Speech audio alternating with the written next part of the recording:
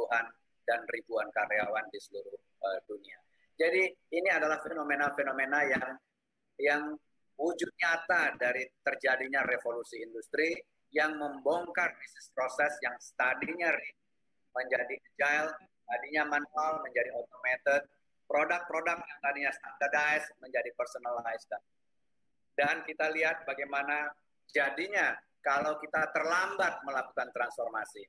Ya, kita punya perusahaan sangat besar dulu, PT Pos Indonesia, ya karyawannya puluhan ribu, tersebar di seluruh Indonesia.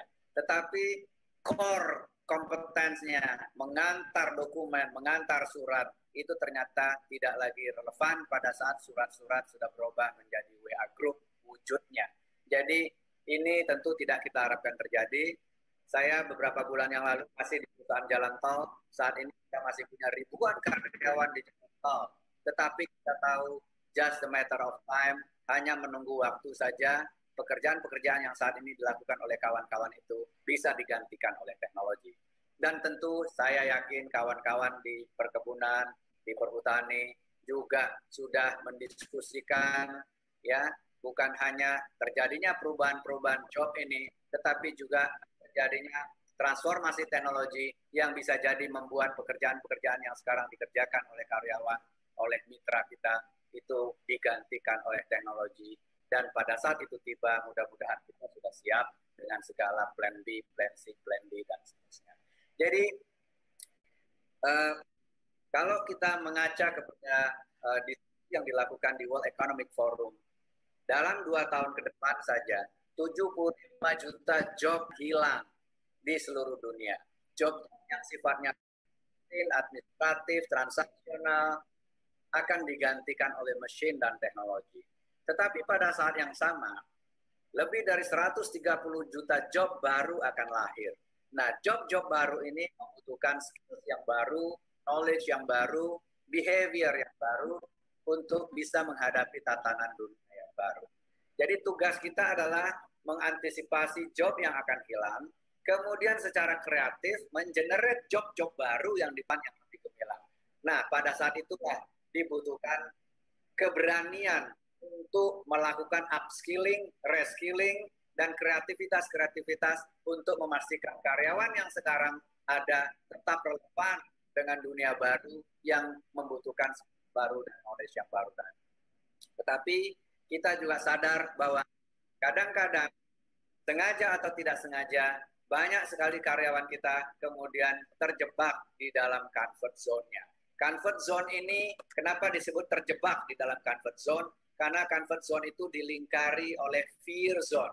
Fear zone itu adalah zona takut. Takut menghadapi dunia yang berubah, takut menghadapi pekerjaan yang baru, yang membutuhkan skills baru, dan lain-lain.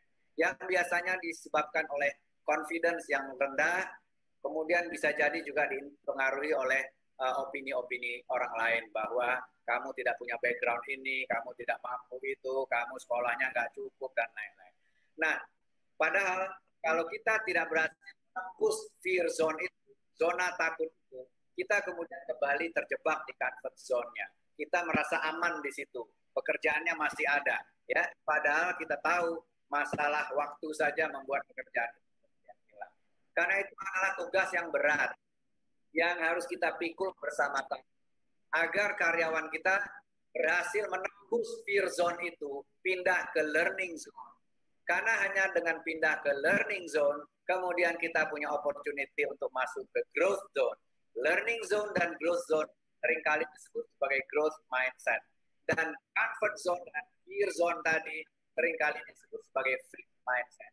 Fixed mindset adalah, ya saya bisanya ini, saya sekolahnya ini, saya nggak mungkin melakukan hal yang lain di luar ini. Ya, itu adalah fixed mindset. Karena itu tugas karyawan adalah membuat adanya dorongan dari dalam untuk keluar dari comfort zone itu.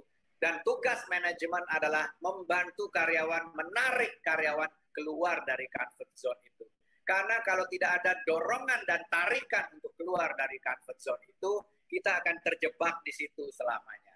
Nah, inilah tugas yang perlu kita emban bersama-sama, manajemen, karyawan, serikat karyawan, ya, karena serikat karyawan juga adalah strategi partner yang harus pikirkan bersama-sama bagaimana karyawan kita bisa keluar dari comfort zone.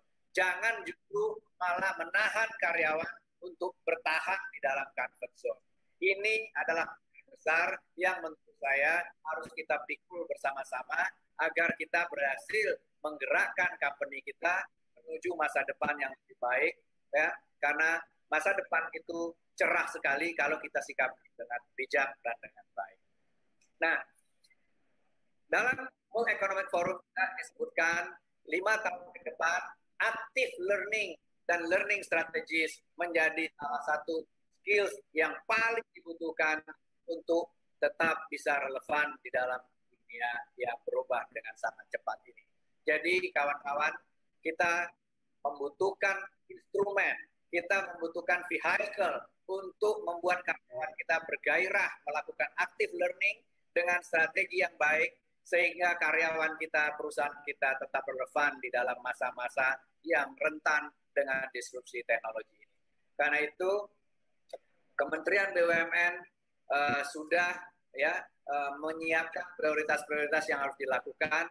Pak Menteri sudah mendefinisikan 5 prioritas untuk menyiapkan Indonesia ini menjadi kompetitif di eranya dengan memperbaiki bisnis model kita, membangun teknologi leadership, memperbaiki investasi kita agar lebih optimal, memberdayakan talent-talent kita agar BUMN kita menjadi economic dan social value untuk Indonesia. Jadi ini adalah 5 prioritas Kementerian BUMN.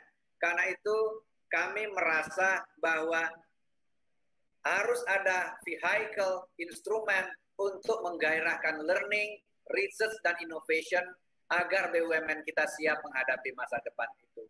Learning, research, dan innovation inilah yang kemudian kita akan dorong, kita akan facilitate dalam sebuah center of excellence. Dan center of excellence ini kita desain minimal satu cluster memiliki satu center of excellence. Dan kemudian tujuan dari center of excellence ini adalah memastikan kita memiliki world class leaders dan talent-talent, memastikan kita memiliki world class management practices, memastikan kita memiliki world class digital capabilities, dan memastikan kita memiliki world class technology dan innovation capabilities. Karena hanya dengan leader dan talent yang kuat, management practices yang kuat, digital capability yang kuat, teknologi dan innovation capability yang kuat, kita bisa survive tumbuh di era teknologi saat ini.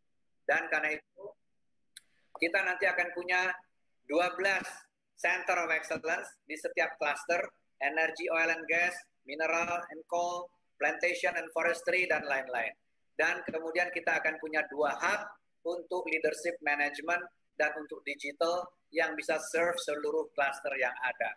Dan isi dari Center of Excellence itu adalah learning enabler dan research and innovations enabler.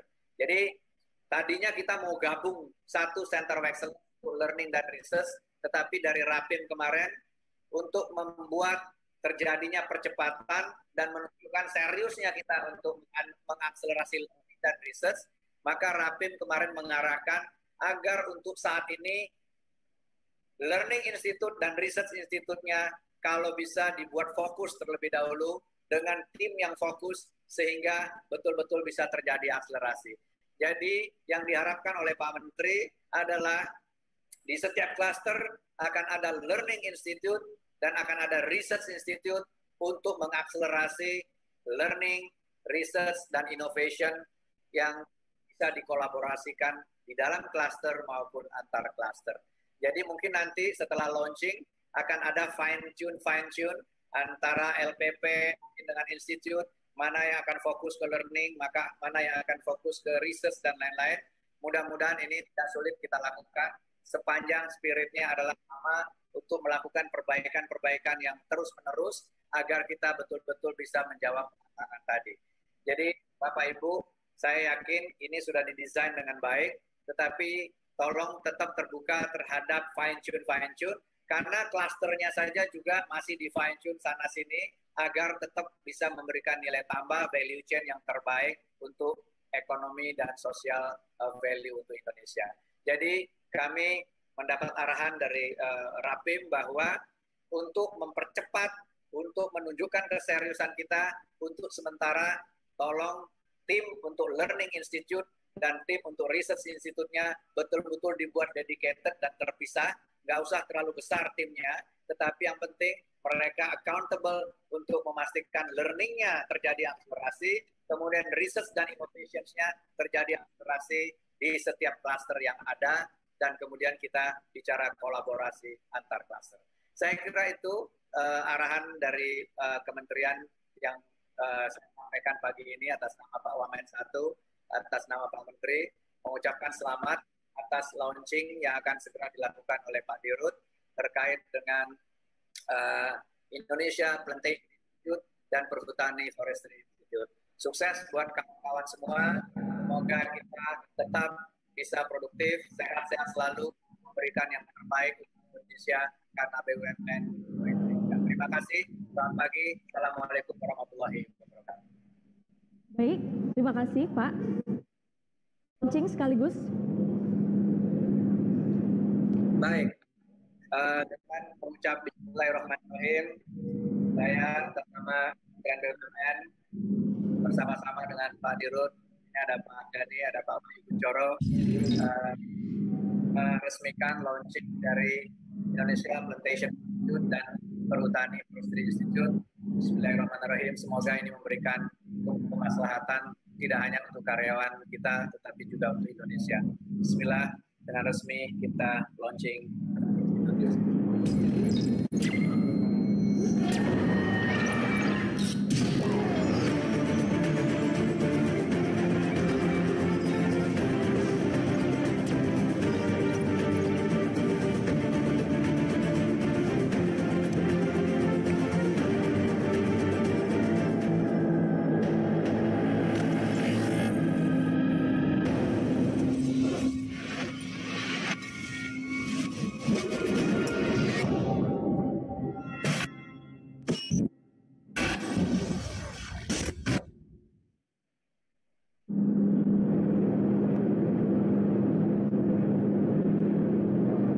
Baik, para hadirin, mari kita beri tepuk tangan yang meriah.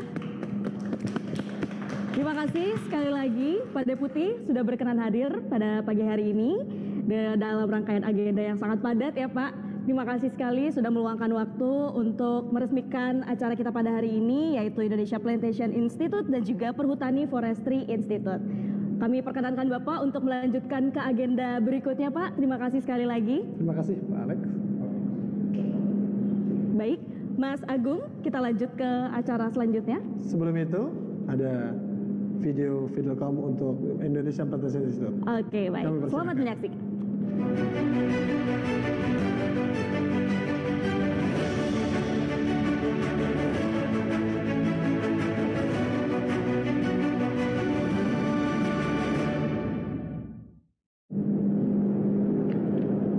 Baik Mbak Karin, kita akan lanjutkan dan Bapak Ibu sekalian, kita akan sama-sama mendengarkan sambutan berikutnya dari Direktur Utama Perum Perhutani. Untuk itu kepada Bapak Wahyu Kuncoro kami persilahkan. Selamat pagi Bapak Wahyu Kuncoro. Selamat pagi Bapak. Bapak bisa mendengar? Kedengaran Pak. Sudah terdengar Pak. Baik, silakan Bapak Wahyu. Baik, saya hormati Kehutanan dengan itu apa yang mewakili, yang kami hormati Wakil Menteri BUMN 1 yang wakil. Kami dalam hal ini sudah disampaikan arahannya oleh Pak Alex Teddy selaku Deputi untuk bidang SDM, Teknologi dan Informasi. Yang hormati Pak Leonard Ferry, Pak SDM, kita masih bergabung di sini. Yang hormati Dewan Pengawas Perhutani dan Direksi Perhutani, dan tidak lupa Ibu Wahid, Komisaris dan Direksi PTPN Boarding serta anak-anak perusahaannya. Kemudian kita yang perlu kami sapa penasihat perhutani forestry Prof. Aman, kemudian Prof. Galis dan Prof. Dudung. Dan Ibu Bapak sekalian, Assalamualaikum warahmatullahi wabarakatuh. Salam sejahtera semua. Alhamdulillah kita bisa secara untuk menghadirkan bersama antara provinsi Indonesia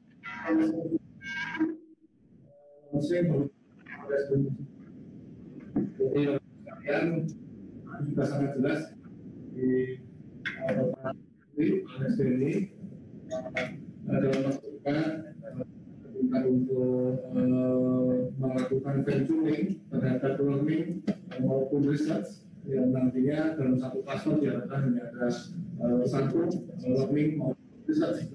Untuk itu mohon ini kita bisa berkoordinasi untuk merumuskan pelajaran terkait dengan ini baru sekali ini secara singkat kami akan sampaikan bahwa sebagaimana penetapan KPI di Menteri BUMN bahwa salah satu yang harus kita bangun dan kita buat bersama adalah research institute terkait dengan sektor kehutanan. Kami memberikan kami forestry atau singkat PV dan memudahkan kita dalam penuntutan. Jadi Bapak sekalian, tadi Pak Deputi sudah berpesan dalam dunia yang begitu cepatnya berubah. Memang kita harus mengantisipasi. Ini sesuatu yang mudah diucapkan, tapi saya yakin sulit untuk kita implementasikan kalau kita tidak kesungguhan dan tidak bersama rutin mendorong tersebut. Jadi Bapak sekalian, ini salah satu yang bergerak pengelolaan sumber daya hutan. Kami juga untuk mengelola hutan seluas 2,4 hektar. Core kami adalah menanam hutan tentunya, kemudian kami harus dan pada waktu kami akan mengeksplorasi dan selain kayu, kami juga core kami menyiapkan hutan dari 2 hari.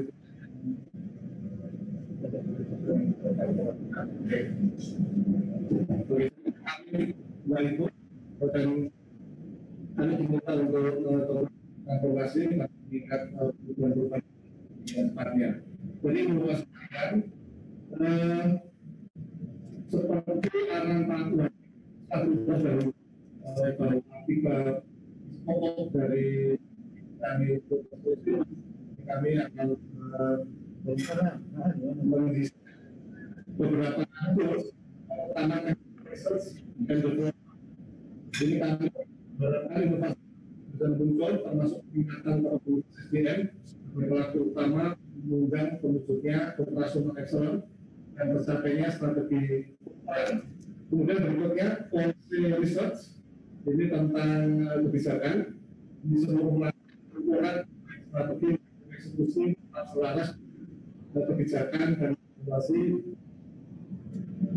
sekaligus dapat memberikan masukan kepada pemerintahan dengan berdasarkan pada data dan fakta serta riset yang telah dilakukan. Ketiga, program riset yang akan perusahaan terhadap perubahan yang terjadi sehingga diatasi dan disinkronkan lebih bergerak. Bapak sekalian, dalam kesempatan ini saya menerima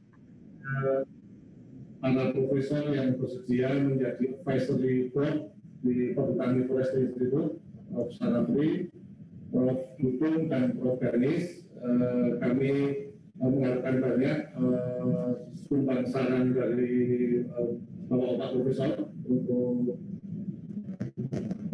bersama serta merumuskan hal-hal yang terkait dengan research maupun learning yang nantinya PV ini bisa berkontribusi tidak hanya untuk perhutani tapi ke sektor kehutanan pada umumnya di Indonesia.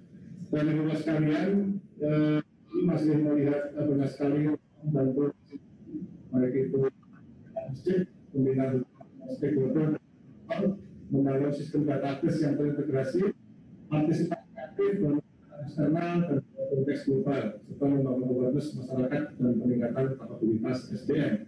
Jadi mudah-mudahan dengan masukan dari Ibu Menteri Kehutanan, Bapak Menteri BUMN, hal ini dapat menjadi kenyataan. Dengan pokok-pokok yang dapat kami sampaikan, sekali lagi kami ucapkan terima kasih kepada Pak Dirut BPN 3 yang sudah memfasilitasi dan kami sudah ikut bersama-sama untuk melaunching Indonesia Plantation Institute maupun Perhutani Forestry Institute. Semoga apa yang kita kerjakan pada hari ini bisa bermanfaat untuk secara mikro bagi PTPN maupun bagi petani, secara makro maupun meningkatkan perekonomian kita. Demikian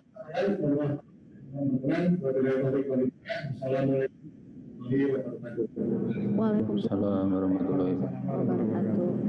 Baik, terima kasih Bapak Wahyu Kuncoro yang telah menyampaikan sambutannya. Terima kasih Bapak dan selamat melanjutkan agenda berikutnya. Baik Bapak Ibu, hadirin yang kami hormati, selanjutnya kita akan mendengarkan sambutan berikutnya dari Bapak Direktur Utama Holding Perkebunan Nusantara 3 Persero. Ya, kepada Bapak Muhammad Abdul Ghani, kami persilakan. Terima kasih. Assalamualaikum warahmatullahi wabarakatuh. Waalaikumsalam warahmatullahi wabarakatuh. Selamat pagi, salam sejahtera untuk kita sekalian. Yang saya hormati Pak Alex Denny selaku Deputi SDM Teknologi dan Informasi yang mungkin sudah lihat. Ya, paling tidak pada saya lihat di sini ada Pak Ahmad Panjat, Teknik Asdep Perkebunan dan Kehutanan.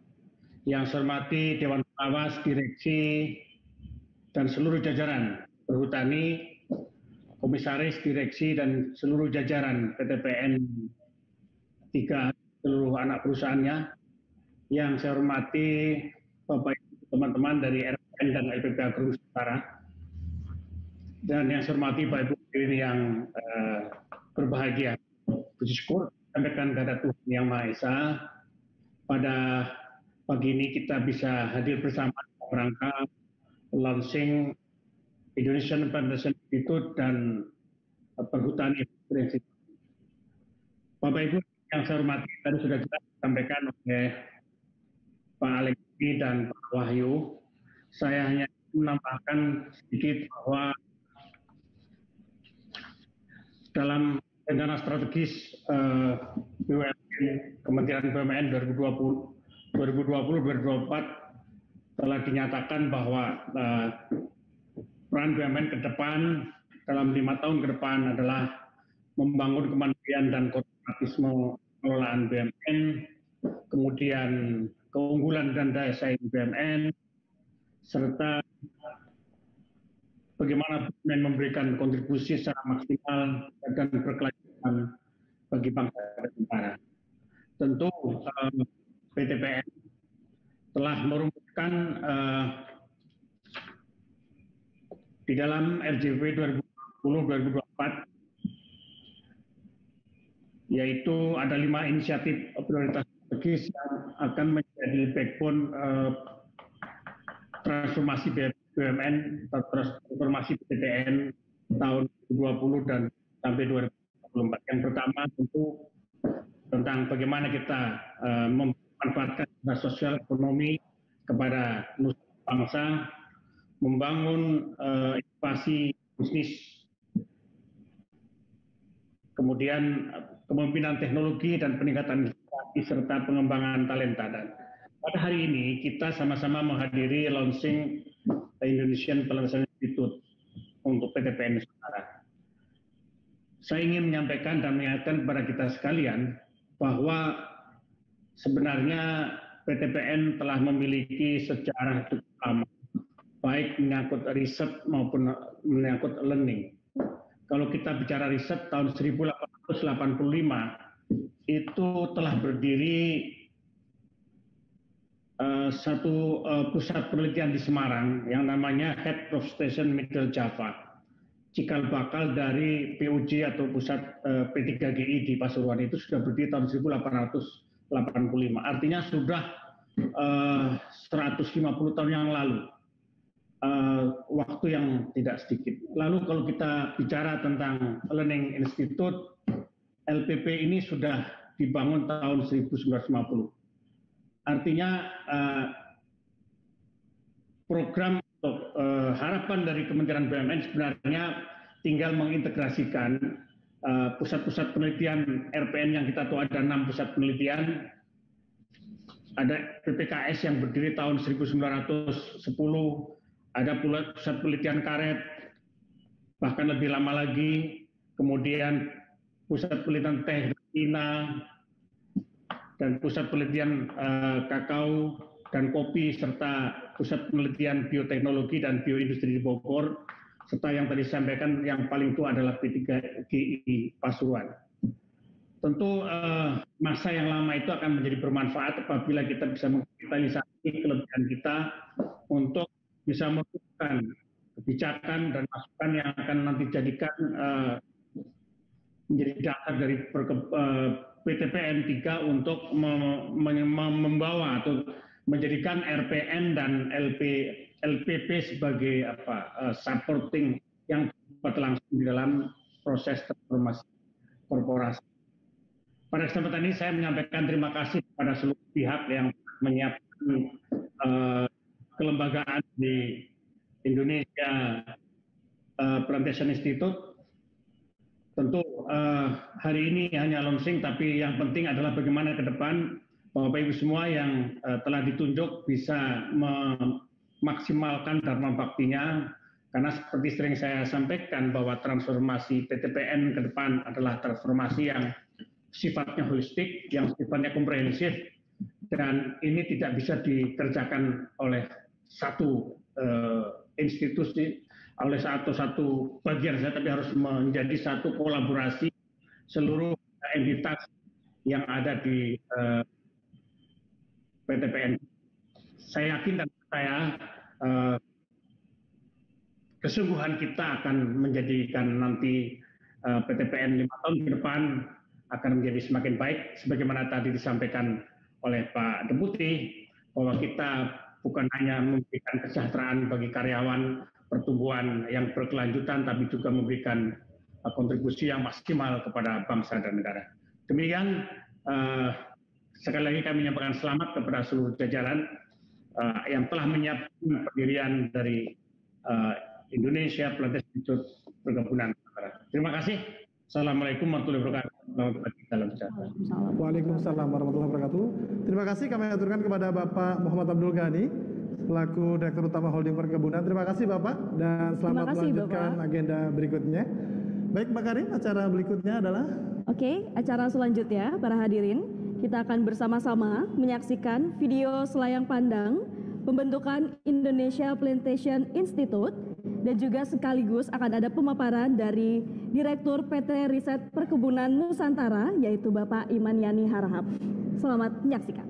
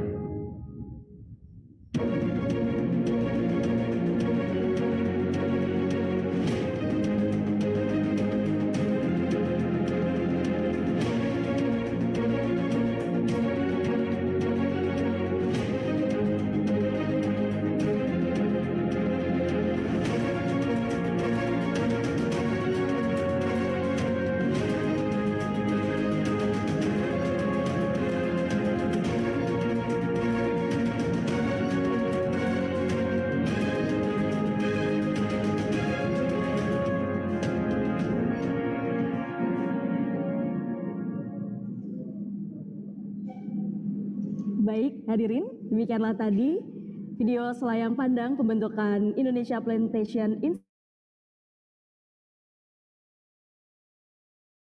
Institute. Slide tahap. Halo. Ya, halo ya, terima kasih. Selamat pagi, Bapak. Selamat pagi, Bu. Ya. Baik, Bapak silakan Pak pemaparannya. Baik, terima kasih atas kesempatan ini. Yang saya hormati Bapak Wakil Menteri 1 BUMN yang tadi diwakili oleh Bapak Deputi Bidang SDM Teknologi dan Informasi Bapak Alex Denny. Yang saya hormati Bapak Direktur Utama PT PN 3 Holding, Bapak Abdul Ghani. Juga yang saya hormati Bapak Direktur Utama Perhutani.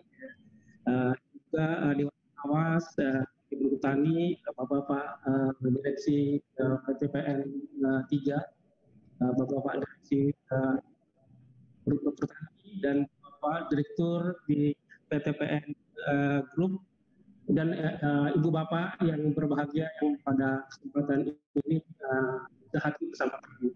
Assalamualaikum warahmatullahi taala wabarakatuh. Ibu Bapak yang saya hormati. Ya, next.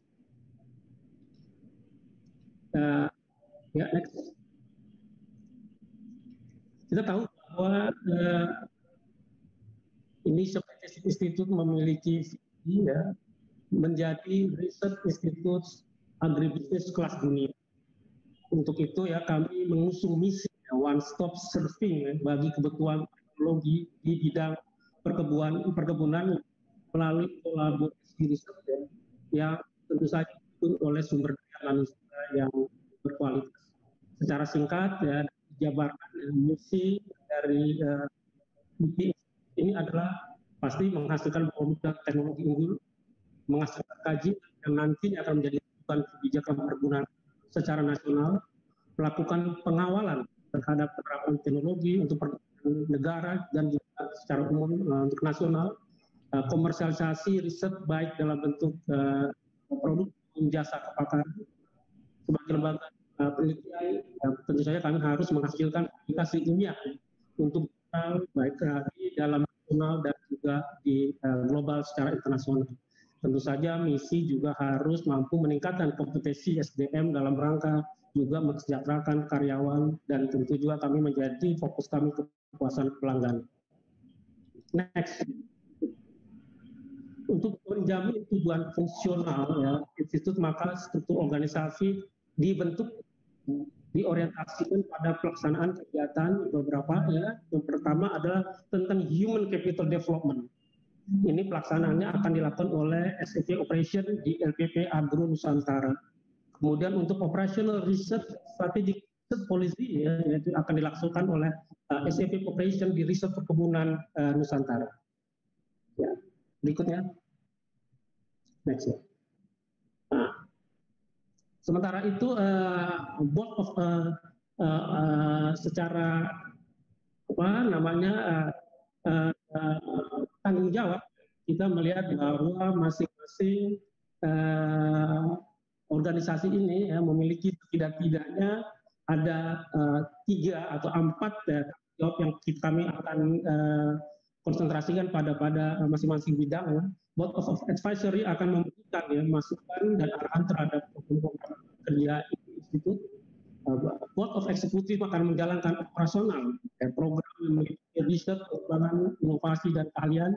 Sedangkan PT RPN sendiri ya, salah satu perusahaan di holding company ini akan melakukan pengembangan teknologi, memberikan masukan dalam penyusunan kebijakan perkebunan, membangun daya inovasi dan menjadi inkubator terhadap ide baru.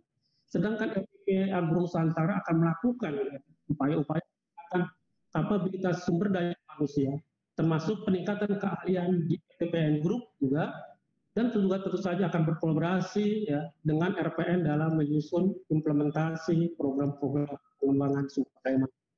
Ya, next. Ini adalah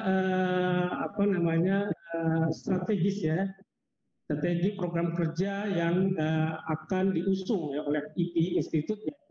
Program akan dikembangkan dalam kegiatan terdiri dari 3 perspektif, yaitu strategic initiative, risk and development dan Human Capital Development, di mana target menengah yang dimulai tahun 2021 ya, setidaknya institut ini akan men-scale up ya 6 teknologi yang siap diaplikasikan di PTPN Group.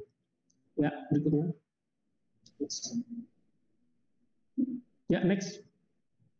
Nah, ini adalah gambarannya ya, 6 program yang dalam jangka waktu dekat akan diimplementasikan. Yang pertama tentang teknologi bionesis ya sebagai pembenar tanah untuk kelapa sawit, mesin penebar pupuk ya, mekanisasi untuk efisiensi pemupukan, biostimulan palmarin untuk meningkatkan produksi kelapa sawit, biostimulan suprosin untuk meningkatkan produksi tebu, dan somatic embryogenesis ya teknologi klonal untuk benih kelapa sawit, dan yang akan kami implementasikan pada tahun 2021 ini adalah teknologi temporary immersion system ya untuk memproduksi benih tebu secara in vitro untuk mendukung produksi program produksi gula PTPN Group. Ya. Institut ini memiliki modal dasar ya yang tentu saja cukup kuat ya dalam berkolaborasi dengan berbagai institusi baik di dalam maupun di luar negeri seperti yang tadi disampaikan oleh Bapak Dirut PT Bijan Holding tadi, bahwa kami sudah dalam sejarahnya sudah cukup panjang ya, sehingga dalam sebagai gambaran periode 2013 sampai 2018 ya telah dilakukan 168 kerjasama yang terdiri dari 20% kerjasama luar negeri dan sekitar 80% kerjasama yang ada di dalam negeri. Beberapa contoh kerjasama ya kami sampaikan adalah kerjasama dengan institusi di luar negeri adalah dengan FAO, World Bank, dan SIRAT. Demikian juga kami juga pernah melakukan sampai sekarang ya kerjasama perguruan tinggi ya dengan perguruan tinggi dalam dan luar negeri seperti dengan IPB, UGM, ITB, Universitas Kristen di Jerman, dan Universitas Renning yang kita tahu universitas yang cukup baik ya di Belanda. Juga dengan kementerian-kementerian dan lembaga di dalam negeri tentu saja kami melakukan kerjasama dan berkolaborasi, misalnya oleh Kemenristek, Kemenko, dan pengelolaan kelapa sawit dan lain-lainnya. Ya, next. Ini adalah kerjasama yang terbaru yang akan diimplementasikan tahun 2021, di mana IP ya akan bekerjasama dengan lembaga agensi di Prancis ya, AFD dan lembaga riset SIRAT ya, tentang development sustainable untuk agricultural dan forestry plantation. Fokus dalam kerjasama ini adalah bagaimana mendapatkan peningkatan capital ya, di mana dalam kegiatan riset ini tersedia dana yang akan di-fund oleh AFD dan SIRAT ini yang mudah-mudahan ini akan menjadi kekuatan kita ya di dalam ke depan. Ya, next. Ini sekedar melihat gambaran apa-apa yang sudah kami lakukan dalam jangka waktu menengah. Sebagai contoh ya, bahwa pada saat ini ya, teknologi marker DNA, deteksi dini abnormalitas kelapa sawit masih kami kerjakan.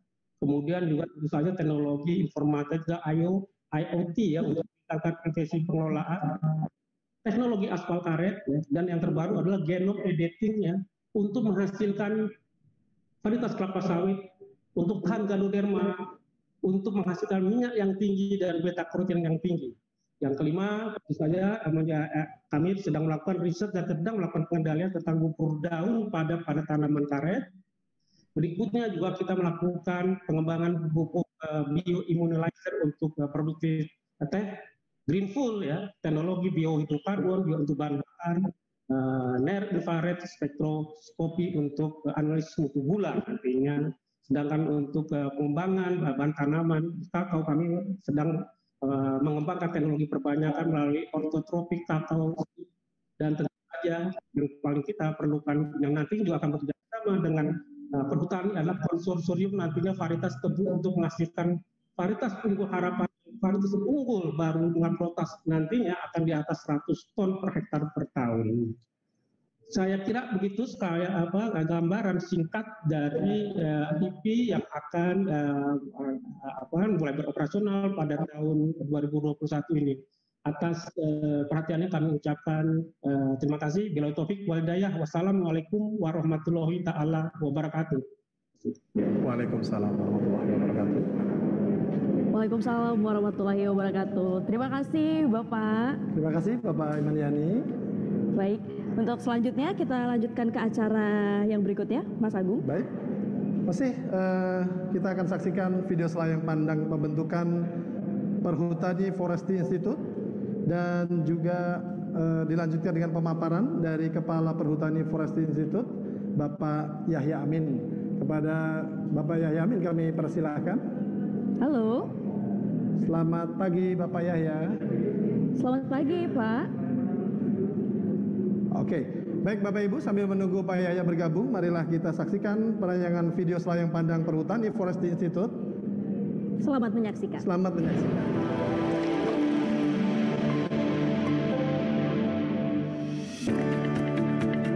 Guna mengintegrasikan fungsi perusahaan dalam peningkatan kapabilitas, kompetensi dan kerjasama strategis, serta partisipasi dan akses global, Perum Perhutani menyatukan Pusat Penelitian dan Pengembangan Sumber Daya Hutan serta Pusat Pendidikan dan Pengembangan Sumber Daya Manusia ke dalam suatu wadah, yakni Perhutani Forestry Institute. Domain proses Perhutani Forestry Institute dibagi menjadi 3 besaran, yaitu learning, menyusun learning program dan mengelola learning journey untuk seluruh karyawan, memastikan pengembangan kompetensi dan kapabilitas SDM perusahaan dalam rangka peningkatan produktivitas. Riset, melakukan riset bidang teknis, kebijakan, tren, dan kondisi global dalam pengelolaan kehutanan untuk menghasilkan riset-riset yang bermanfaat bagi perusahaan, memberi rekomendasi untuk manajemen, menyusun hasil analisis dampak dan rekomendasi strategi dan kebijakan kepada regulator terkait. Inovasi, mengembangkan inovasi-inovasi untuk mendukung proses bisnis perusahaan dan tuntutan global sehingga perusahaan lebih produktif dan efisien. Dalam riset dan inovasi, Perhutani Forestry Institute juga mengedepankan policy research yang dapat diimplementasikan seperti pada perhutanan sosial dan biomasa sebagai energi baru terbarukan. Dengan mengedepankan riset dan inovasi, Perhutani harus memberikan manfaat kelestarian lingkungan serta meningkatkan nilai ekonomi dan sosial bagi Indonesia. Baik, demikian tadi penayangan video selayang pandang ya Mbak Karin ya. Betul dari sekali. Indonesia Plantation, maksud kami Perhutani Forestry Institute. Selanjutnya kita akan bergabung bersama Bapak Yahya Amin. Halo, selamat pagi Bapak Yahya. Selamat pagi Bapak. Selamat pagi, terima kasih sudah siap ya Gus. Sudah mendengar suara kami Pak? Bismillahirrahmanirrahim. Assalamualaikum warahmatullahi wabarakatuh. Selamat pagi, salam sejahtera untuk kita semuanya. Yang terhormat Deputi Menteri BUMN Bidang SDM, Teknologi dan Informasi, Bapak Alek Deni dan jajaran BUMN. Yang kami hormati Dewan Pengawas dan Dewan Direksi Perum Perhutani dan segenap jajaran. Yang kami hormati Dewan Komisaris dan Dewan Direksi Holding Perkebunan Nusantara, PTPN 3 dan segenap jajaran PTPN, ibu-ibu, bapak-bapak, para undangan dan hadirin sekalian yang berbahagia. Next. Alhamdulillah. PEVI merupakan merger dari Puslitbang Perhutani di Cepu, Jawa Tengah yang berdiri sejak tahun 1998 dan Puslitbang SDM Perhutani di Madiun yang sudah berkiprah sejak tahun 1972. Puslitbang awalnya bernama Pusat Jati dan jati yang paling bagus tumbuh di tanah berkapur di perbatasan Jawa Tengah dan Jawa Timur. Dalam perkembangannya, Puslitbang menjadi PUI, Pusat Unggulan Iptek sejak tahun 2018, yaitu kompetisi litbang-litbang unggul dari semua R&D kementerian, kantor, lembaga, perguruan tinggi, BUMN, dan swasta dengan fokus keunggulan pusat penelitian jati di Indonesia. Perhutani tidak saja menjadi institusi paling top di bidang perjatian di Indonesia, tapi juga di dunia. Kita punya hutan tanaman jati lebih dari 1 juta hektar, kita punya arboretum khusus jati lebih dari 30 varietas seluruh dunia. Kita punya tanaman asimilasi yang tumbuh berdampingan dengan tanaman jati secara alami lebih dari 50 jenis. Kita punya sumber benih jati yang paling tinggi, yaitu kebun pangkas dan kebun benih klonal. Kita juga alhamdulillah sudah mempunyai 4 klon jati unggul yang mendapatkan paten PVT dan ada 19 calon unggul lainnya yang sedang dalam proses. Sedangkan Pusdikbang SDM awalnya bernama Pusat Kehutanan Madiun. Sengaja di Madiun karena ada 4 KPH yang lengkap dengan tanaman jati, pinus, mahoni, sono keling, kayu putih, bahkan tanaman porang yang sekarang sedang naik daun. Plus di sekitar Madiun ada industri kayu, Gondoro Terpentin, pabrik minyak kayu putih, dan lain-lain sehingga cocok untuk pendidikan dan pengajaran. Pusdikbang SDM sudah dalam proses menjadi korpo sejak tahun 2018. Next. Ibu-ibu, bapak-bapak yang kami hormati, visi PEVI adalah menjadi lembaga kehutanan yang unggul kelas dunia, terutama dalam praktek pengelolaan hutan yang baik dan lestari. Sedangkan visinya melakukan riset dan pengembangan yang unggul dan berkelanjutan, memanfaatkan teknologi tinggi, menghasilkan produk-produk dan kebijakan yang kreatif dan inovatif, melaksanakan pendidikan dan pengajaran yang unggul dan berkelanjutan. Next, kita juga punya roadmap, kami namai Real Strategi, Research, Innovation, dan Learning. Tahun 2021 kita berharap kita akan melakukan aplikasi teknologi tinggi untuk pemeliharaan pohon, dan RJP tahun 2025 kita membantu perusahaan menjadi perusahaan kelas dunia untuk bidang kehutanan, Forestry 4.0 Industry, dan Learning 5.1 Implementation. Kita akan fokus kepada pendidikan dan sistem manajemen pembelajaran. Next. Fokus PEVI ada 3, riset, inovasi, dan pendidikan pengajaran. Oke, sedangkan aktivitas PEVI yaitu riset dan inovasi akan dipusatkan di Cepu. Baik riset teknis, kita punya 6 kelompok peneliti, riset-riset kebijakan, dan riset-riset tren global, penemuan dan pengembangan. Sedangkan pendidikan dan pengajaran akan difokuskan di Madiun. Kita sudah dalam proses menjadi semacam sekolah dalam tanda kutip untuk budidaya hutan, manajemen hutan, teknologi hasil hutan, perhutanan sosial, konservasi hutan dan perubahan iklim, bisnis kehutanan, dan lain-lain. Untuk pengukuran CSI, market share, dan sebagainya sudah dilakukan oleh PEVI. Next. Bisnis proses kami punya sumber daya hutan dan SDM, teknologi yang mumpuni. Kami juga punya proses bisnis yang sudah mapan, kapasitas operasi yang oke juga, yang itu akan kita jadikan, kita himpun, kita jadikan strategi perusahaan untuk operasi yang bagus, yang unggul. Kita juga akan memperhatikan dinamika lingkungan bisnis, baik regulasi, pasar, dan perkembangan teknologi.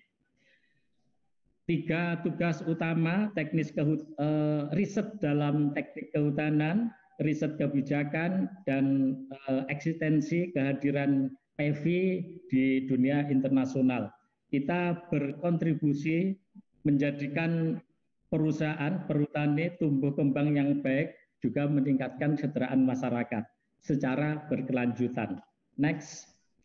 PEVI punya beberapa partner, sudah dan akan terus berkolaborasi dengan para pihak dalam riset-riset teknis dan kebijakan.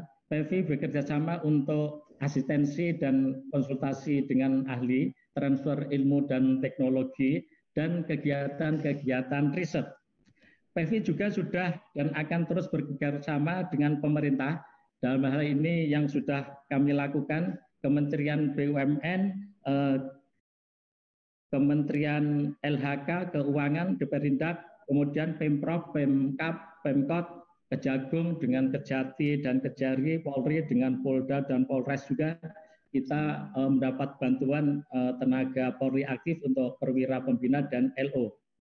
Dengan perguruan tinggi, dengan IPB, UGM, ITB, UNS, Undip, Unlam, Unsud, dan lain-lain, terutama di bidang kerjasama riset dan reviewer, praktek, pelatihan, publikasi internasional, penelitian skripsi, tesis, dan disertasi. Kita juga bekerjasama dengan litbang-litbang, terutama di LHK, Litbang Hutan, Litbang Hasil Hutan, BPHP, Sekpi, Purwobinangun, BP Dasal, BKSDA, dan lain-lain, Puslitbang di lingkungan LHK, juga di lingkungan pertanian, Puslitjestro, Balai Besar Padi, Balai Besar Industri Agro, dan lain-lain, Kebun Raya Bogor, LIPI, BPPT, Grup Perhutani pasti dengan Indutani 1-5, Palawi, PT BUMN Hijau Lestari, juga dengan BUMN lain, Sinergi BUMN, Telkom, BRI, PLN, Indonesian Power, Mandiri, Semen Indonesia, terutama dalam bidang reklamasi lahan, swasta dengan RAPP, Idah Kiat, KTI, Sinarmas, PT Net, Nasional Energi Terbarukan, kita bekerjasama dalam wood pellet, kerjasama dengan instansi global, dengan Biotrop, dengan Tiknet, dengan C4, Ikraf, juga dengan yang lokal LSM dan LMDH. Next, struktur organisasi PEVI satu level di bawah Direksi Perhutani dengan PIC, Direktur SDM Umum dan IT. Pimpinan PEVI adalah Kepala PEVI berkantor dan berkedudukan di Madiun, dibantu oleh Kepala Departemen Learning Center di Madiun dan Kepala Departemen Riset dan Inovasi di Cepu. Untuk melaksanakan tupoksi itu, PEVI dibantu, PEVI mendapatkan konsultasi dan asistensi dari Dewan Penasehat yang next, Dewan Penasehat next, yang terdiri dari Profesor Sanafri Awang, beliau sebagai koordinator dan penasehat bidang riset dan kebijakan, beliau mantan Dirjen Planologi dan Tata Ruang KLHK. Kemudian ada Profesor Dudung Darusman dari IPB Bogor, penasihat bidang riset tren global, ada Profesor Ganis Lukmandaru dari UGM untuk penasihat riset teknis operasional. Kita sedang mempertimbangkan untuk menambah satu lagi, yaitu Prof. Haryadi Karto dari IPB, beliau lama berkiprah di Litbang KPK untuk membantu membentuk SDM yang unggul, tidak saja sebagai administratur, tapi juga mempunyai jiwa forester dan leader yang bagus. Next, mohon maaf sebelumnya. Tugas-tugas Dewan, mohon maaf kembali ke layar sebelumnya. Tugas-tugas Dewan Penasehat adalah memberikan masukan dan pertimbangan kepada Dewan Direksi Perhutani dan Kepala PEVI dengan masa bakti 1 tahun dan sesudahnya bisa diperpanjang kembali. Demikian, mohon maaf sekilas info tentang PEVI, namanya juga selayang pandang, tidak bisa panjang kali lebar sama dengan luas. Terima kasih atas segala perhatian dan dukungan. Mohon maaf jika ada salah dan kurangnya. Semoga kita semua kian sukses, kian sehat walafiat, jauh dari wabah dan musibah, panjang umur, manfaat dan barokah, tidak saja untuk karyawan dan perusahaan, tapi juga untuk bangsa dan negara Indonesia. Bila taufik wal hidayah, wabiridho wal inayah, wassalamualaikum warahmatullahi wabarakatuh. Waalaikumsalam warahmatullahi wabarakatuh. Terima kasih Bapak Yahya atas sambutannya yang luar biasa. Dan kami persilakan untuk melanjutkan agenda Bapak. Dan selanjutnya Mbak Karin. Baik, untuk acara selanjutnya adalah acara yang mungkin ditunggu-tunggu nih Mas Agung sama para hadirin sekalian, yaitu acara Sharing Fashion.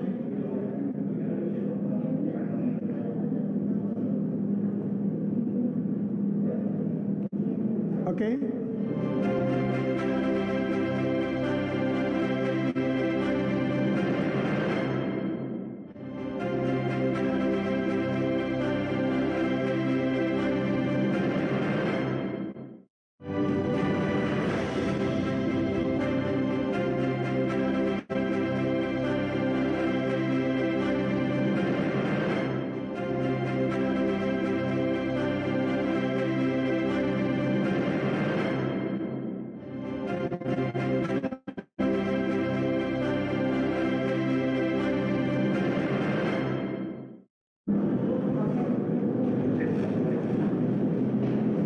Baik, hadirin sekalian, sudah hadir bersama kami. Hari ini ada moderator, ada Mbak Zahra Zahira.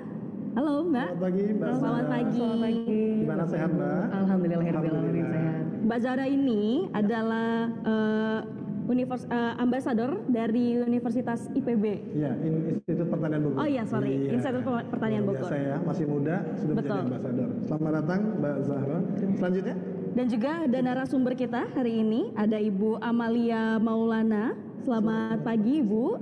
Pagi. Beliau ini dari Ethnomart Konsultan, Iya. Mas Agung. Selamat datang Bu Amalia. Nah, mudah-mudahan nih hari ini Mas Agung, para hadirin yang sudah hadir, banyak insight ya dari sharing session pada pagi hari ini. Kalau gitu langsung aja kita serahkan ke Mbak Zahra untuk sesi sharing session. Mas lepas masker ya?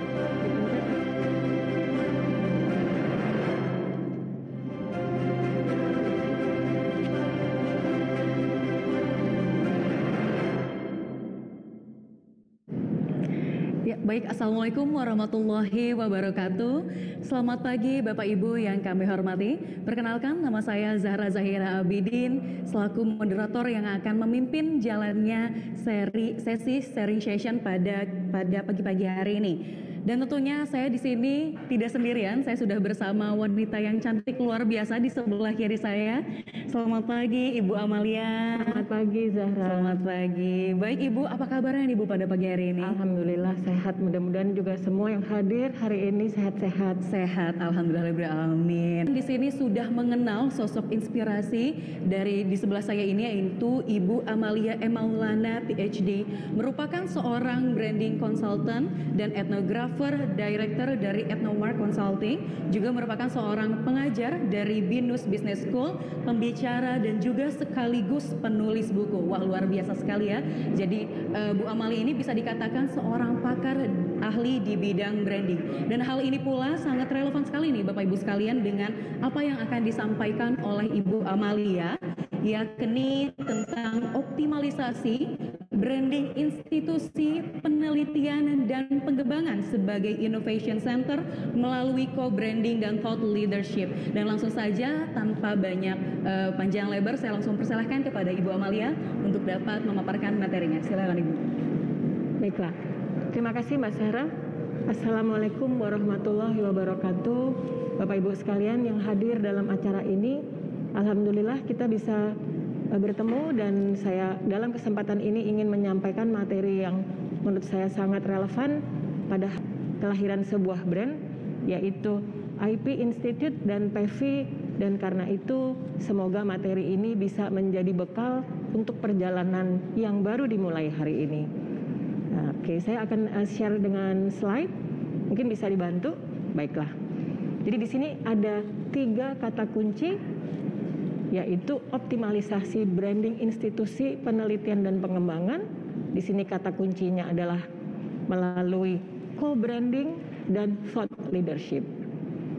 Jadi saya akan melihat bahwa ada beberapa aspek penting. Next please. Yes, next. Satu lagi. Ya, jadi Mbak Zahra, saya akan susun pembicaraan ini dari 3 kata kunci ini. 3 kata kunci yang tadi disebutkan ya Bu ya. Ya, jadi saya akan mulai dengan yang pertama ya. Yang pertama. Baiklah. Baik, Bu. Next please. Branding itu adalah bagaimana kita mengelola stakeholders value better than others.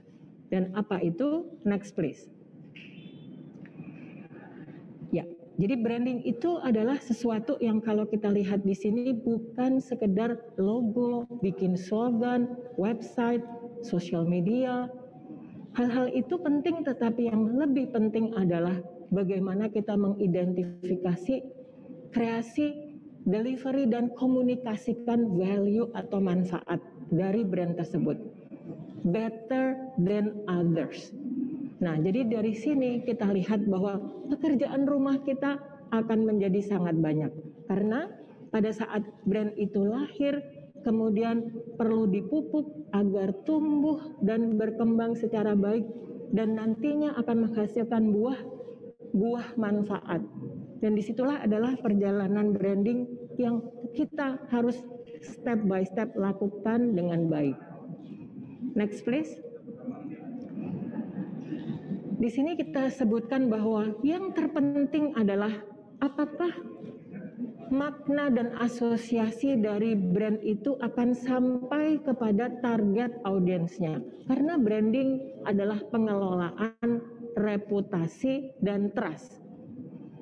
Apa saja yang akan ditawarkan oleh institusi-institusi baru ini?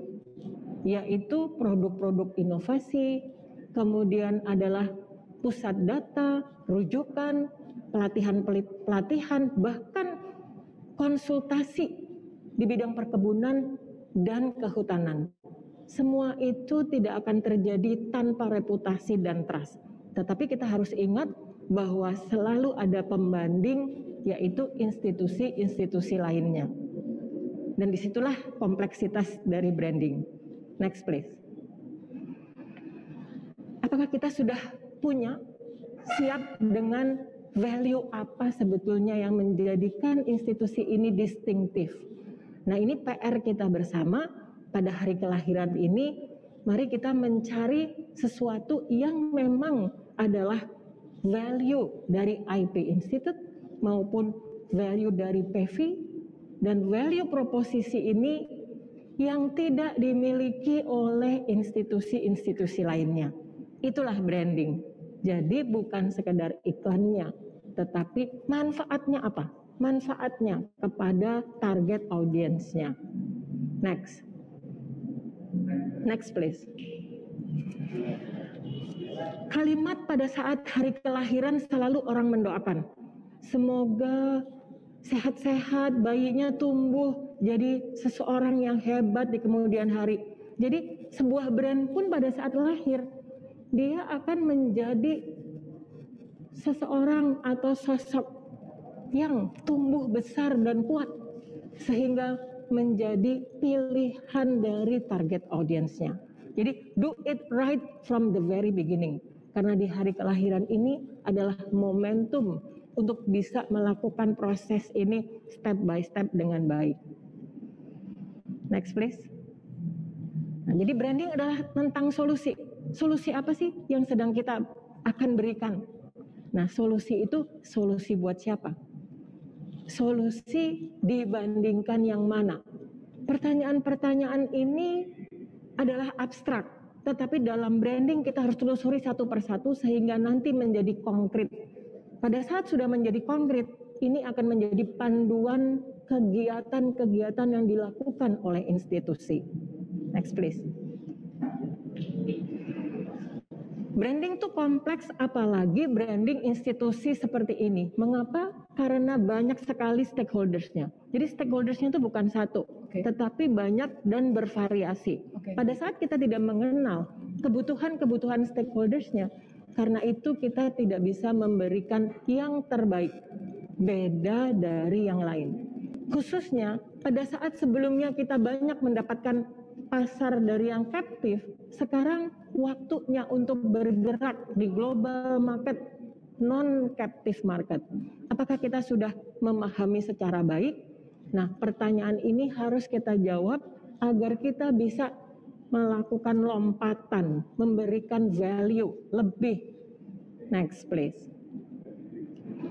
Step by step branding bisa dilihat di dalam halaman ini, dan pekerjaannya cukup banyak sehingga kita harus mempunyai disiplin dalam melakukan proses ini. Ini tidak bisa sambil jalan. Semuanya sambil jalan, a little bit of this, a little bit of that. Kalau ingat, kalau nggak ingat ya nggak apa-apa, jalan lagi nggak bisa. Kita harus punya peta perjalanan yang jelas sehingga step by step bisa sampai ke tujuan dalam waktu yang telah ditetapkan. Oke, baik Bu. Berarti kalau saya bisa katakan, branding ini adalah yang tadi Bu sudah bilang, pengelolaan reputasi dan juga trust yang sebetulnya diberikan dari suatu brand itu sendiri kepada segmentasi apa sih yang dia tuju seperti Bu Yana. Juga sebuah janji yang harus ditepati. Gampangnya seperti Bu, janji yang harus ditepati dan tentunya memberikan solusi berupa manfaat seperti itu ya Bu. Dan juga kalau berbicara tentang non-captive market nih Bu, nah non-captive market ini seperti apa nih Bu maksudnya? Nah, pada saat kita di dalam kegiatan kita sehari-hari karena mempunyai banyak yang sudah dilakukan, disinilah kita akan punya captive market di mana kita sudah dikenal. Sudah dikenal, kemudian mereka bisa meminta jasa kita otomatis, tetapi pada saat di luar customer kita yang baru, mereka belum mengenal siapa kita. Nah, disitulah pekerjaan branding itu dimulai dari mengenalkan, membuat mereka mengerti siapa kita, membuat mereka memilih kita dibandingkan alternatif lainnya, dan kemudian setelah mereka merasakannya ada moment of truth, mereka ingin berasosiasi kembali sampai mereka mau merekomendasikan. Pada saat mereka mau merekomendasikan, itu adalah KPI yang tertinggi dari sebuah brand. Luar biasa sekali. Kita mungkin yang lanjut yang kedua ya Mbak? Iya, silakan Ibu. Ya, kita lanjut next please. Dari yang kedua, dan ini tidak kalah pentingnya adalah co-branding. Co-branding itu artinya kita branding bersama. Nah, branding bersama kita mulai dari next please. Kita punya brand dan berasosiasi dengan brand lain. Next please. Nah, dari sinilah kita lihat bahwa kita tidak sendirian. Untuk brand apapun, kita selalu punya pendamping, pendukung. Dan brand-brand apa saja yang bisa kita lihat sebagai integrasi, dan itulah yang akan menjadi value yang akan kita libatkan. Next please. Branding itu adalah perjalanan mencari teman. Teman-teman yang tadinya cuma teman biasa menjadi teman baik sampai sahabat. Nah, pada saat brand ini lahir belum punya teman, tetapi teman itu bisa diperoleh instantly dari co-brandingnya. Karena brand ini lahir dari ayah, ibu, tante, saudara-saudara yang sudah dikenal. Next please. Nah, ini adalah hierarchy of effect dari perjalanan branding. Next please. Ini yang saya akan jelaskan, bahwa IP Institute ini tidak sendirian. Di belakangnya ada Kementerian BUMN yang mempunyai nama, mempunyai makna.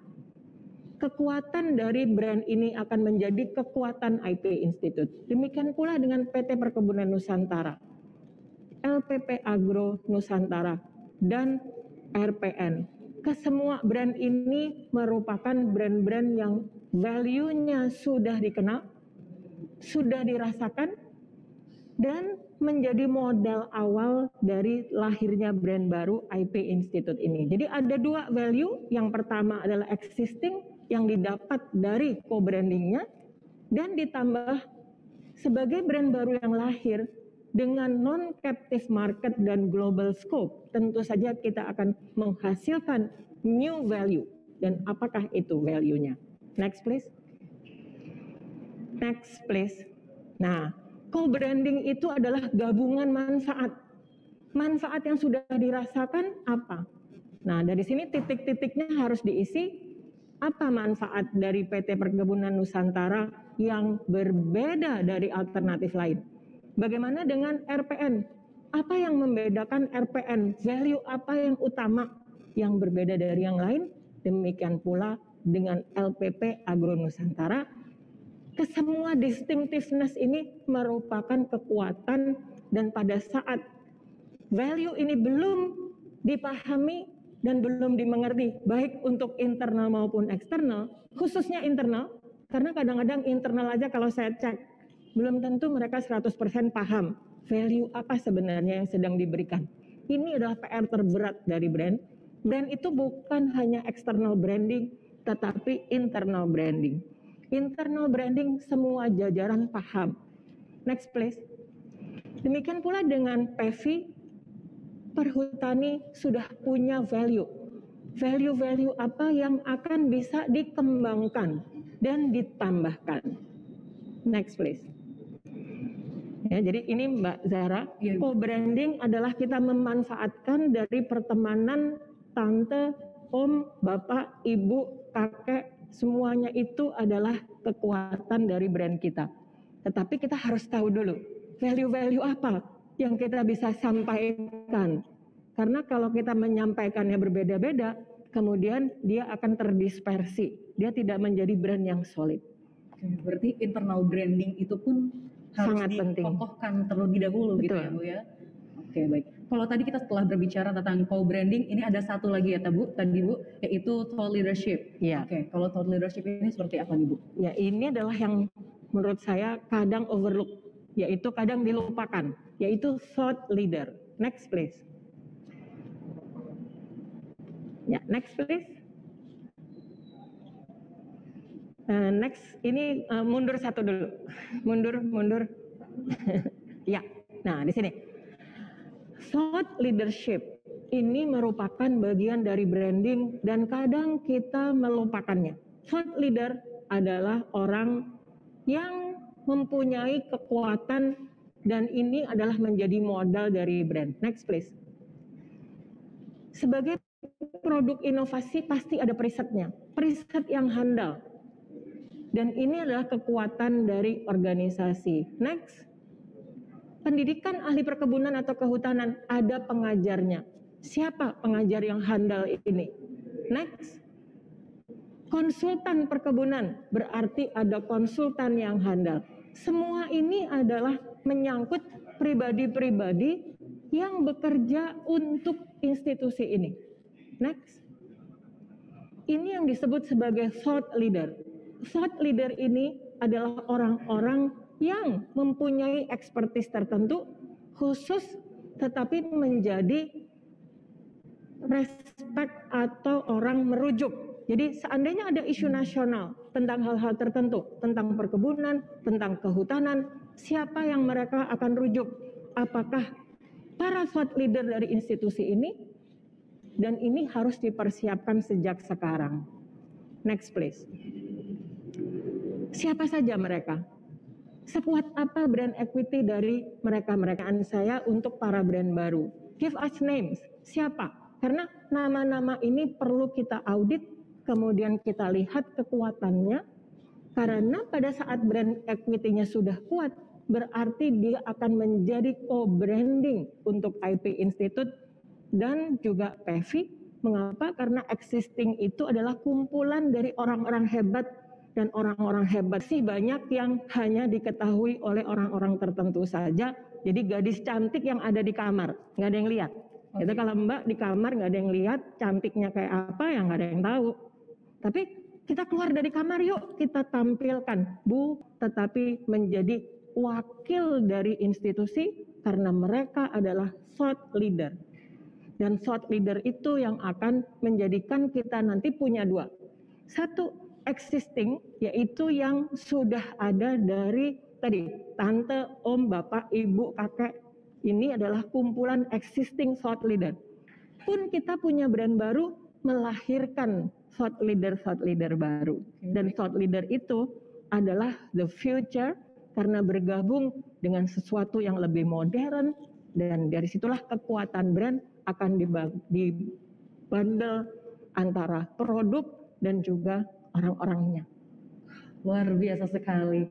Namun pasti ini ada closing statement nih dari Ibu. Ya, Bu, boleh disampaikan kepada kita semua closing statement dari 3 topik utama kita pada pagi hari ini. Silakan Ibu. Iya, terima kasih Mbak Zahra. Ini soalnya kalau topik branding ini bisa 2 hari nggak selesai ya. Tapi ini secara singkatnya. Luar biasa ini dirangkum ya. Ini closing statementnya. Coba saya minta slide-nya lagi.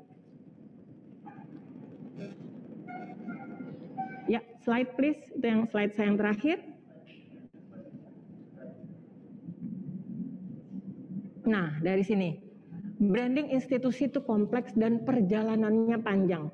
Ada banyak kombinasi brand yang perlu dikelola. Produk saja ada banyak. Ada produk inovasi, pelatihan, kemudian ada konsultasi, data, dan thought leader-nya pun juga banyak.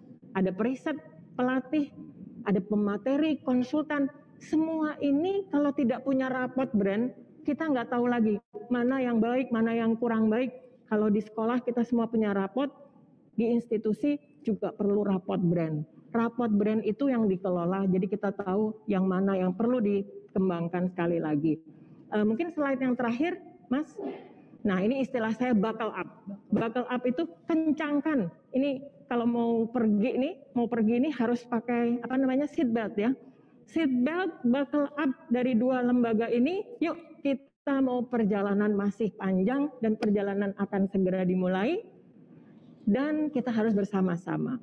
Karena bukan hanya pekerjaan dari marketing saja, bukan, karena branding is not only about marketing, it takes the whole organization, dari the number 1% hingga jajaran-jajaran yang berada di lapangan. Kesemuanya itu jalan bersama menuju cita-cita. Dari saya itu, Mbak Zahra, semoga bisa memberikan sedikit wawasan tambahan bagaimana kompleksitas branding dan semoga berhasil. Oke, baik. Terima kasih Ibu Amalia. Nanti kalau sudah Ibu Amalia selesai berbicara, saya akan merangkum sedikit ya Bu ya dari 3 topik utama. Yang tadi pertama, Bapak Ibu sekalian, ada branding, co-branding dan thought leadership. Jadi kalau branding itu bagaimana caranya sebuah branding mengelola reputasi dan trust tersebut dan juga memberikan solusi berupa manfaat dan jangan lupa untuk meraih dan merangkum si non-captive market ini ya Bu ya. Betul. Nah, yang kedua ada co-branding. Nah, jadi sebuah branding ini tentunya tidak sendirian. Dia terlahir dari ibu, bapak, adanya tante, om dan sebagainya, produk-produk yang memang sudah existing seperti itu ya Bu ya. Dan juga harus dikuatkan dengan internal brandingnya itu sendiri seperti itu ya Bu. Dan yang terakhir tentunya kita juga butuh ini thought leadership yang kadang suka miss atau dilupakan oleh orang-orang yang punya expertise tertentu di bidangnya masing-masing dan akan menjadi semacam referensi bagi banyak orang untuk memilih suatu brand seperti ya Bu ya. Oke. Dan Bu Amalia, kalau kita berbicara tentang step by step nih Bu, dari suatu brand sendiri, menurut Ibu Amalia, satu saja pertanyaan dari saya, apa hal pertama yang harus dilakukan? Yang pertama kali yang sangat penting dan ini istilahnya jangan ditunda lagi adalah pemahaman stakeholders. Oke. Karena jangan dianggap kita sudah kenal mereka karena kita sudah sekian lama berada di perkebunan, sekian lama berada di perhutanan.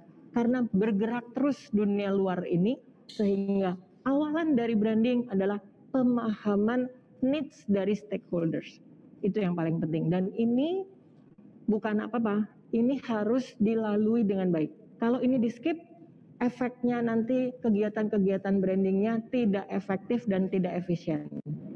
Oke, yang tadi Bu Amalia sudah sampaikan juga bahwa tentunya si step by step ini tidak boleh yang ibaratnya satu step belum selesai kita bisa yang kedua. Betul-betul harus khawatirnya nanti akan terjadi pemborosan dan pemborosan dalam branding itu tidak tampak.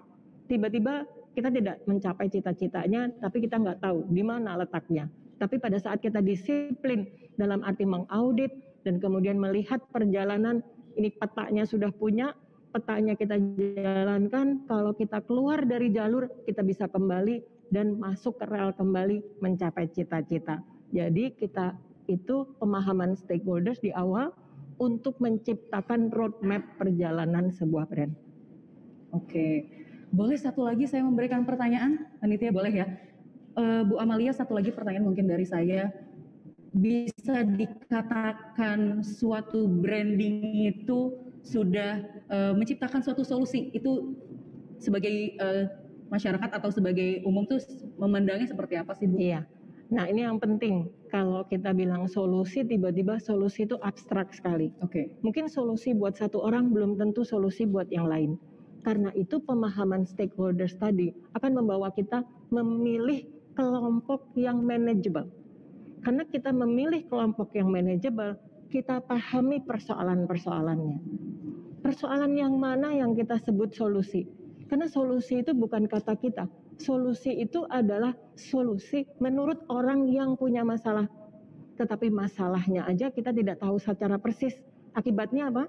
Kita seolah sudah menyelesaikan masalah, tetapi efeknya mereka tidak happy, tapi mereka tidak bilang, tetapi brand ini akhirnya di dalam benak mereka tidak mau merekomendasikan untuk yang lain. Mengapa? Karena experience mereka dengan brand ini interaksinya tidak berhasil. Nah, jadi moment of truth itu harus dijaga.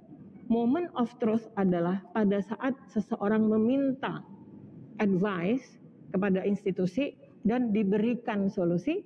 Betul-betul apakah ini merupakan solusi yang tepat, solusi yang membantu, bermanfaat? Pada saat iya, itu adalah momen di mana brand sudah berhasil. Nah, dari situlah kita membangun keberhasilan-keberhasilan di setiap stakeholders, dan ini menjadi equity atau kekuatan dari sebuah brand. Luar biasa sekali. Ibu, rasanya tadi kata Ibu kalau misalnya kita berbicara tentang branding itu bisa sampai berhari-hari ya Bu ya. Ya, Namun betul. ini karena waktu yang membatasi kita hanya bisa sampai kurang lebih 30 menit lamanya. Namun Bu Amalia, jika Bapak Ibu sekalian di rumah ini ingin lebih mengetahui tentang branding, bisa menghubungi kemana nih Bu?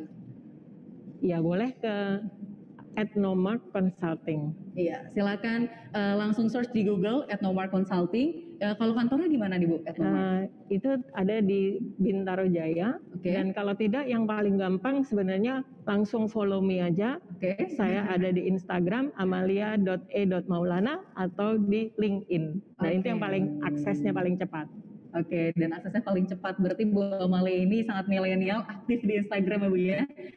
Luar biasa sekali. Saya mengucapkan terima kasih sekali lagi Bu Amalia telah bersama kita semua. Sangat luar biasa sekali sharing session. Semoga bermanfaat bagi Bapak Ibu sekalian dalam membangun branding yang akan baru dibangun nih, dan semoga nantinya branding yang akan dibangun ini dapat menciptakan solusi yang bermanfaat bagi masyarakat sekitar. Sekian dari saya Zahra Zahira.